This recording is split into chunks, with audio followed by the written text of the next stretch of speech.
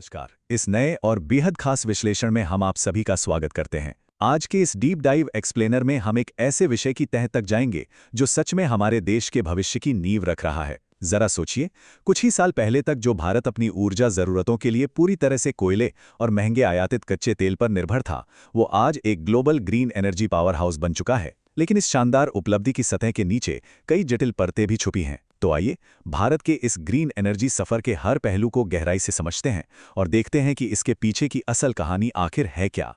चलिए बिना वक्त गवाए सीधे शुरू करते हैं। आज के हमारे इस सफर के 6 प्रमुख पड़ाव होंगे: भारत का ग्रीन एनर्जी बूम, चीन पर निर्भरता की चुनौती, इंटरमिटेंसी की समस्या, ग्रिड को अपग्रेड करना, ग्रीन हाइड्रोजन का भविष्य और अंत में इन सभी कड़ियों को जोड़ती हुई द बिग पिक्चर। तो सबसे पहले बात करते हैं भारत के ग्रीन एनर्जी बूम की। कोयले की निर्भरता से लेकर एक ग्लोबल पावर हाउस बनने तक का ये सफर कैसा रहा है।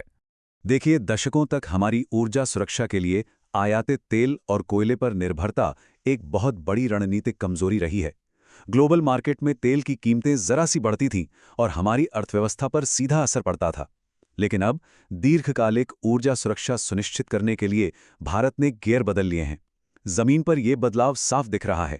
मीलों लंबे सोलर प्लांट्स और विशालकाय विंड फार्म्स, ये इस बात का सबूत है कि हम सही दिशा में, और वो भी बहुत तेजी से आगे बढ़ रहे हैं। और अगर आप इन तस्वीरों के पीछे के आंकड़ों पर गौर करें तो वो और भी हैरान करने वाले हैं। हालिया रिपोर्ट्स बताती हैं कि भारत की नॉन फॉसिल फ्यूल यानी गैर जीवाश्म ईंधन क्षमता अब 262.7 गीगावाट को पार कर चुकी है। मतलब देश की कुल स्थापित बिजली क्षमता का 50% से ज्यादा हिस्सा अब स्वच्छ ऊर्जा से आ रहा है। ये कोई छोटी बात नहीं है। इस विशाल क्षमता के साथ हम अब दुनिया भर में स्थापित रिन्यूएबल एनर्जी क्षमता के मामले में चीन और अमेरिका के बाद तीसरे नंबर पर आ गए हैं। अब यहाँ एक छोटी सी लेकिन बहुत जरूरी बात समझ लेते हैं, खासकर अगर आप किसी परीक्षा की तैयारी कर रहे हैं। अक्सर लोग रिन्यूएबल और नॉन फॉसिल को एक ही समझ लेते हैं। रिन्यूएबल एनर्जी वो है जो प्राकृतिक रूप से लगातार खुद को रिप्लेनिश करती है, जैसे सूरज, हवा या पानी। लेकिन नॉन फॉसिल फ्यूल एक बड़ी छतरी है जिसमें रिन्यूएबल के साथ साथ न्यूक्लियर एनर्जी यानी परमाणु ऊर्जा भी शामिल हो जाती है। और अच्छी बात यह है कि भारत इन दोनों ही श्रेणियों में अपना विस्तार कर रहा है। और ये विस्तार सिर्फ अपनी बिजली की जरूरत पूरी करने के लिए नहीं है, ये जलवायु परिवर्तन के हमारे वैश्विक संकल्पों से भी जुड़ा है। याद है COP26 में घोषित किए गए पंचामृत लक्ष्य? उनमें 2030 तक 500 गीगावाट नॉन फॉसिल क्षमता हासिल करना और 2070 तक नेट जीरो तक पहुंचना शामिल है। नेट जीरो का सीधा सा मतलब है जितना कार्बन हम उत्सर्जित करें उतना ही पर्यावरण से वापस सोख लें, ताकि कुल बैलेंस बिल्कुल शून्य हो जाए। लेकिन रुकिए, हर चमकती चीज सोना नहीं होती। यहीं से हमारी कहानी का दूसरा और थोड़ा चुनौतीपूर्ण हिस्सा शुरू होता है: चीन पर निर्भरता और हमारी क्लीन एनर्जी के पीछे छिपा असली सच। यहाँ एक बहुत ही वाजिब सवाल उठता है, क्या हम सच में ऊर्जा के मामले में आत्मनिर्भर हो रहे हैं या बस कोयले की निर्भरता हटाकर एक नई तरह की निर्भरता पाल रहे हैं? सबसे बड़ा कैच यही है, हम पैनल लगाने यानी इंस्टॉलेशन में तो ग्लोबल लीडर बन गए हैं, लेकिन उन्हें बनाने यानी मैन्युफैक्चरिंग में अभी भी काफ़ी पीछे हैं। हालांकि इस खाई को पाटने के लिए मेक इन इंडिया और PLI यानी PLI जैसी योजनाओं पर अब पूरा जोर दिया जा रहा है। ऐसा भी नहीं है कि हम हाथ पर हाथ धरे बैठे हैं। इन आंकड़ों को देखिए, घरेलू निर्माण की तस्वीर काफ़ी सकारात्मक है। 2024 से 2025 के बीच हमारी सोलर मॉड्यूल निर्माण क्षमता लगभग दोगुनी होकर 74 गीगावाट तक पहुंच गई है। और तो और सोलर सेल निर्माण क्षमता भी तेजी से बढ़कर 25 गीगावाट हो गई है। ये सच में एक बहुत ही मजबूत शुरुआत है। लेकिन असली चिंता का विषय कहीं और छिपा है। सोलर पैनल बनाने के लिए जो सबसे बुनियादी और अहम चीजें होते हैं, जैसे कि वेफर्स और पॉलीसिलिकॉन, उनके लिए हम आज भी 60 से 80% तक चीन पर ही निर्भर हैं। ये एक बहुत बड़ी कमजोरी है। जरा सोचिए, कल को कोई भू राजनीतिक तनाव हो जाए या सप्लाई चेन टूट जाए तो हमारा पूरा ग्रीन एनर्जी अभियान अधर में लटक सकता है। चलिए अब भू राजनीति से निकलकर सीधे विज्ञान की बात करते हैं। हमारा तीसरा पड़ाव है इंटरमिटेंसी की समस्या। प्राकृतिक ऊर्जा पर भरोसा तो कर लें, पर उसे संभालें कैसे? एक बहुत ही बेसिक सा सवाल है, रात को इलेक्ट्रिसिटी का क्या? सूरज तो शाम होते ही ढल जाता है और हवा भी किसी के इशारे पर नहीं चलती।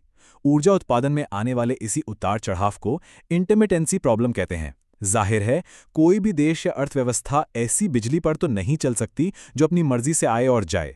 और इस इंटरमिटेंसी प्रॉब्लम का सबसे बड़ा और शायद इकलौता तकनीकी समाधान है BES, यानी बैटरी एनर्जी स्टोरेज सिस्टम्स। इसे ऐसे समझिए कि यह विशालकाय बैटरियों का एक जाल है।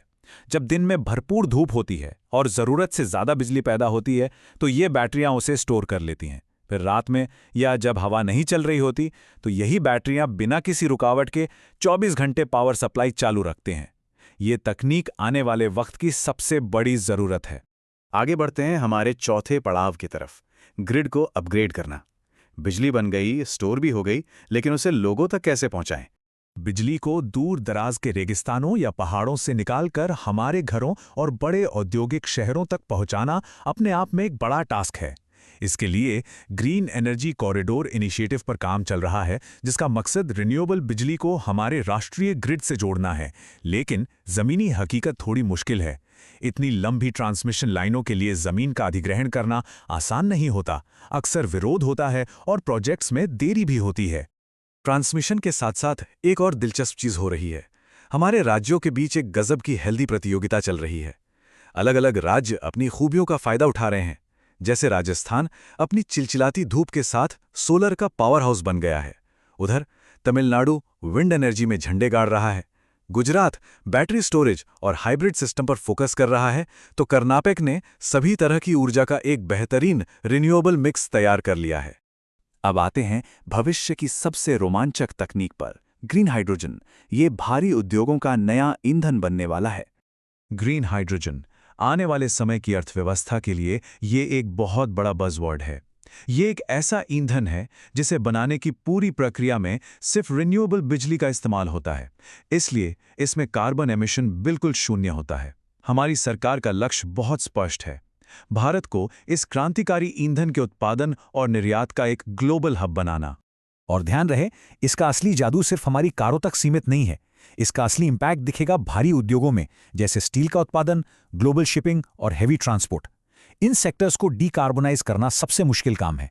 अगर भारत इसमें अर्ली मूवर एडवांटेज ले लेता है तो इसकी जो आर्थिक फायदे होंगे वो हम आज शायद सोच भी नहीं सकते।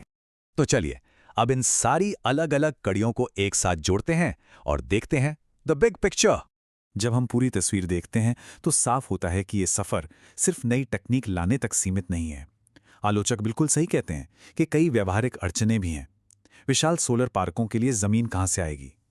हमारी बिजली वितरण कंपनियां यानी डिस्कॉम्स, DICOMES पहले से ही भारी कर्ज में डूबी हैं, उनका क्या होगा? और शासन से जुड़ी जो देरी होती है उसका समाधान क्या है? सच तो यह है कि जब तक हमारी वितरण कंपनियां आर्थिक रूप से मजबूत नहीं होंगी, कोई भी ग्रीन ट्रांजिशन पूरी तरह सफल नहीं हो सकता। और हाँ, अगर हम इसे एग्जाम के नज़रिए से देखें, खासकर UPSC या स्टेट PCS के लिए, तो ये सिर्फ पर्यावरण का मुद्दा नहीं रह जाता। ऊर्जा सुरक्षा, जलवायु प्रतिबद्धताएं, चीन पर हमारी सप्लाई चेन की निर्भरता और बदलता हुआ बुनियादी ढांचा, ये सभी विषय GS पेपर 2 और 3 के लिए बहुत ही हाई यील्ड थीम्स हैं, क्योंकि ये सारे मुद्दे आपस में गहराई से जुड़े हुए हैं। इस पूरी चर्चा को हम एक बहुत ही दमदार विचार के साथ समेट सकते हैं।